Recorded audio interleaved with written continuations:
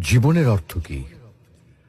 আপনার জন্ম হয়েছিল বস্ত্রহীনতার মধ্যে দিয়ে এবং আপনার মৃত্যু হবে বস্ত্রহীনতার মধ্যে দিয়ে।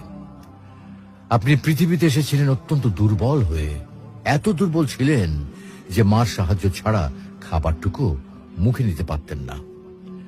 আপনি যখন এই পৃথিবী ছেড়ে চলে যাবেন তখনও আপনি অত্যন্ত দুর্বল আর অসহায় থাকবেন।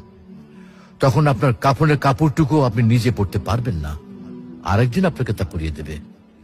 যখন আপনি এই পৃথিবীতে এসেছিলেন তখন আপনার অর্থ সম্পদ কিছুই ছিল না। যখন আপনি এই পৃথিবী ছেড়ে চলে যাবেন তখনও আপনার অর্থ সম্পদ কিছুই থাকবে না। আপনাকে প্রথম গোসল যেমন অন্য কেউ দিয়েছিল, তেমনি আপনার শেষ গোসলও অন্য কেউ দেবে।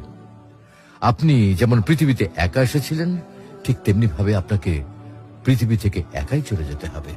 আপনার সঙ্গে